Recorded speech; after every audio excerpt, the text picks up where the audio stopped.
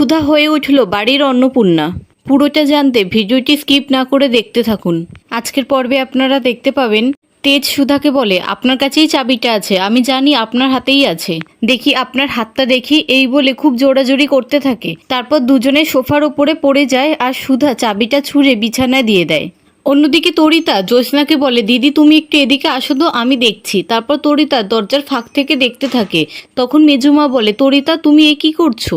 নতুন নতুন বিয়ে হয়েছে ওদের, সরো এখান থেকে। তারপর মেজুমা বলে, তেজ বাবা অত তাড়াহুড়ো করিস না, তোরা ধীরে সুস্থে নিচে আয়। তখন সুধা তেজকে বলে, দেখলেন তো আপনার জন্য কেমন অপ্রস্তুত হতে হলো আমাকে।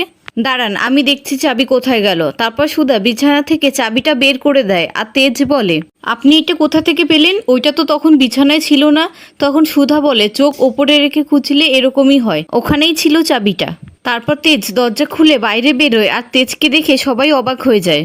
আর তখন তরিতা ঘরে এসে দেখে বিছানা অগোছালো। তখন তরিতা মনে মনে বলে, এইসব তো ইমনকে জানাতে হচ্ছে, দাদা ভাই তো ইমনের হাত থেকে বেরিয়ে গেল। অন্যদিকে তরিতা সুধাকে বলে, দিদিভাই তুমি কোন ম্যাজিক করে প্রত্যেকদিন গজাননের জন্য এত এত খাবার তৈরি করছো, এইগুলো তো কিছুই শেষ হচ্ছে না। তখন তেজের বাবা বলে, অন্য সময় হলে মাসকাবাড়ি বাজার দুবার হয়ে যেত, আর এখন তো কিছুই হচ্ছে না, তুমি তো অসাধ্য সাধন করেছো। তখন তেজের মা বলে, সুধা তুমি এসব করছো কি করে? আমরা তো এত বছর সংসার করেও এত কিছু সাশ্রয় করতে পারিনি। তখন সমুদ্র সুধাকে গিয়ে বলে, বৌদি তুমি তো তোমার জিনিসপত্র দিয়েই এসব বানাচ্ছ, এখন আমরা ধরা পড়ে যাব, কি বলবে তুমি? তখন তেজ বলে, কি হলো, চুপ করে আছেন কেন, বলুন কি ম্যাজিক করছেন আপনি? তখন সমুদ্র বলে, আমি বলছি। ঠাম্মি তুমি ছোটবেলায় একটা গল্প বলতে না মা অন্নপূর্ণার, যার ভাণ্ডার কখনো শূন্য হয় না? তখন ঠাম্মি বলে, হ্যাঁ সুধা তো আমাদের বাড়ির অন্নপূর্ণাই, যার ভাণ্ডার কখনো শূন্য হয় না।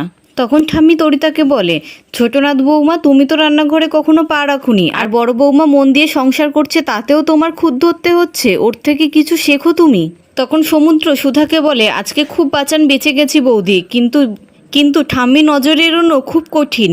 তখন সুধা বলে, আমি তো তাই ভাবছিলাম, ঠাম্মিকে যদি সবটা বলে দিই। তখন সমুদ্র বলে, না বৌদি ঠাম্মিকে কিছু বলো না, তাহলে আমাদের দুজনেরই গর্দান যাবে। তখন তেজ মনে মনে বলে, সমুদ্র আর সুধা চাপা গলায় কি কথা বলছে।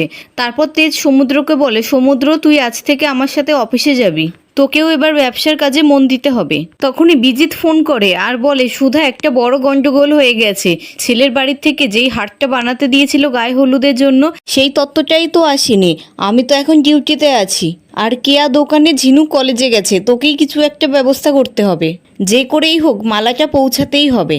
তারপর সুধা রান্নাঘরে এসে ফুলের মালাটা খুঁজে পায় আর মনে মনে বলে, কিন্তু আমি এটা পৌঁছাবো কি করে, এই বাড়ির থেকে তো আমি বেরোতেও পারবো না, আর মিস্টার বসু মল্লিক যেইভাবে আমার উপরে কড়া নজর রেখেছে। তারপর সুধা ভাড়ের বক্সটা নিয়ে সেখান থেকে লুকিয়ে পালিয়ে যায় আর তরিতা বলে, দিদিভাই রান্নাঘর থেকে কি লুকিয়ে নিয়ে পালালো, আমাকে তো জানতেই হবে। তারপর সুধা নিজের ঘরে আসে আর মনে মনে বলে, আমি এখন ঘর থেকে বেরোবো কি করে, এই হারটা না পৌঁছালে তো মেয়ের গায়ে হলুদে বাধা পড়ে যাবে, হে গজানন আমাকে কিছু একটা উপায় দাও। তখনই সেখানে চিরকুট আসে আর বলে, বৌদি তুমি আমাকে যেইভাবে নামতা মুখস্থ করতে বলেছিলে সেইভাবে খুব সহজেই আমি নামতা মুখস্থ করে ফেলেছি, এবার তোমার ফোনে আমাকে ভিডিও গেম খেলতে দেবে? তখন সুধা বলে, হ্যাঁ কেন দেব না, কিন্তু তার আগে তোমাকে আমাকে একটা হেল্প করতে হবে। অন্যদিকে সমুদ্র আর তেজ গাড়ি করে যায় আর সমুদ্র বলে, ক্লায়েন্টের তো কিছু পছন্দই হলো না, আমাদের প্রোডাক্ট চেঞ্জ করতে হবে, অনেক বিদেশি প্রোডাক্ট অনেক মুখরোচক জিনিস নিয়ে আসছে, তাই আমাদের প্রোডাক্ট আর কারোর পছন্দ হচ্ছে না।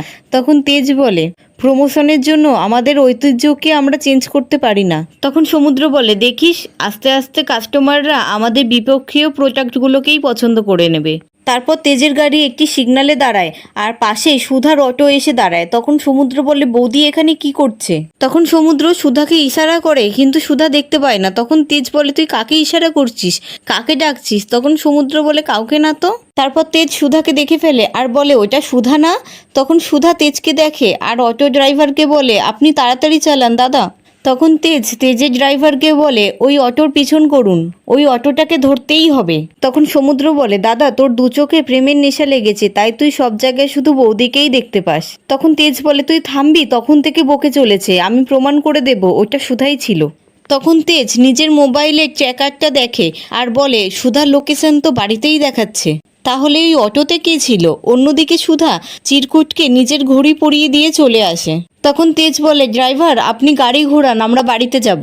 অন্যদিকে সুধা ব্রিজিতকে তত্ত্বটা পৌঁছে দেয়। তখন ইমন সুধাকে পিছন থেকে দেখে ফেলে। তারপর সুধা অটো করে আবার বাড়ির দিকে রওনা হয়।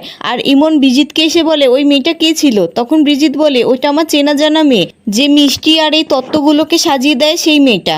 অন্যদিকে তেজি জামাইবাবু তেজের দিদির জন্য এক ঠোঙা জিলাপি নিয়ে আসে আর বলে, বউ তুমি জিলাপি খেতে ভালোবাসো না, ওই জন্য তোমার জন্য জিলাপি নিয়ে এসেছি। তখন তেজের দিদি বলে, আদিক্ষেতা এক ঠোঙা জিলিপি এনে যেন দেশ উদ্ধার করে ফেলেছে। তখন তেজের জামাইবাবু বলে, বউ তুমি বলো না তোমার জন্য কি আনতে হবে, আমি তাই নিয়ে আসবো। তখন তেজের দিদি বলে, তুমি কি ন্যাকা না ভান করো? তখন তেজের জামাইবাবু বলে, বউ তুমি বলো না তোমার জন্য আমি কি করব, তাই করতে পারি।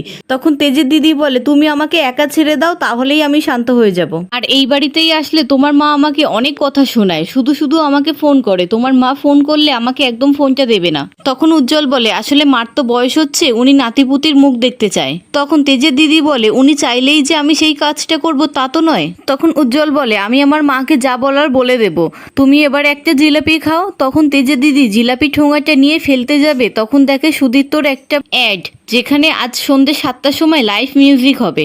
তখন জ্যোৎস্না বলে, তুমি তো তোমার মাকে খুশি করার জন্য অনেক কিছু করো, আমাকে খুশি করার জন্য ঠাম্মির থেকে একটা অনুমতি নিতে পারবে? আমাকে আজকে সন্ধ্যে 7টার সময় একটা বন্ধুর সাথে দেখা করতে যেতে হবে, সেখানে নিয়ে যেতে পারবে? তখন ডলি এসে বলে, দিদি আমাকেও নিয়ে যাবি ওই ক্যাফে অবসরে, সেখানে আজকে আমার প্রিয় সিঙ্গার আসছে। তখন ঠাম্মি এসে বলে, কোথায় যাওয়ার কথা হচ্ছে? তখন তেজে জামাইবাবু বলে, আমি তো আর জ্যোৎস্নাকে নিয়ে বেরোতে পারি না, তাই ভেবেছিলাম এখানে এসে যদি জ্যোৎস্না আর ডলিকে নিয়ে বাইরে একটু যাই, একটু খাওয়া দাওয়া একটু আনন্দ করতাম। তখনই সেখানে তেজ এসে সুধাকে খুঁজতে থাকে। আর ঠাম্মি বলে, দাদু ভাই তুমি আজকে তাড়াতাড়ি বাড়িতে চলে এলে? তখন তেজ বলে, আসলে সুধার সাথে একটু দরকার ছিল। তখন তরিতা এসে বলে, দিদি ভাই বাড়িতে নেই, সেই খবরটাই তো আমি দিতে এলাম। তখন তেজ মনে মনে বলে, তাহলে ওইটা সুধাই ছিল। এবার সুধা তেজ বসুর মল্লিক আসল রূপটা দেখবে।